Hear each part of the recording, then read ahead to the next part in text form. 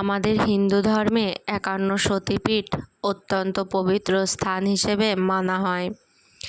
বিশ্বাস করা হয় এই স্থানগুলো মা শক্তির উপস্থিতিতে পবিত্র হয়েছে। সতী ও শিবকে ঘিরেই এই কাহিনীর শুরু। আমাদের পুরাণ অনুযায়ী রাজা দক্ষ এক বিশাল যজ্ঞের আয়োজন করেন, কিন্তু তিনি ইচ্ছাকৃতভাবে মহাদেবকে আমন্ত্রণ জানাননি। এতে মা সতী অত্যন্ত কষ্ট পান।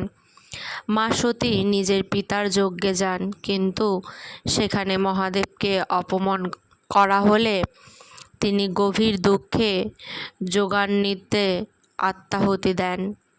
এই খবর শুনে মহাদেব শোকে ও ক্রোধে সতীর দেহ কাঁধে নিয়ে তাণ্ডব শুরু করে। তখন সৃষ্টিকে রক্ষা করতে ভগবান বিষ্ণু তার সুদর্শন চক্র দিয়ে সতীর দেহ খণ্ড বিচ্ছিন্ন করেন। বিশ্বাস করা হয় সতীর দেহের বিভিন্ন অংশ পৃথিবীর বিভিন্ন স্থানে পড়ে এবং সেই স্থানগুলোই সতীপীঠ হিসেবে পরিচিত হয়।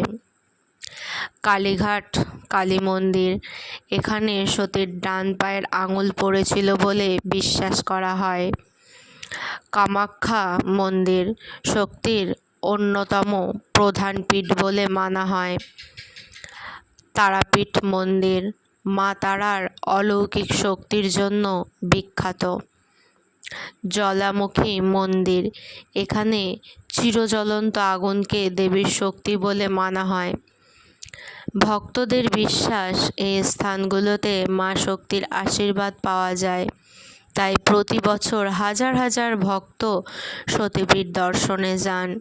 ৫১ সতীপীঠ শুধু মন্দির নয়, এটি ভক্তি, শক্তি ও আধ্যাত্মিকতার প্রতীক। ভিডিওটি ভালো লাগলে লাইক, সাবস্ক্রাইব করতে ভুলবেন না। জয় মা।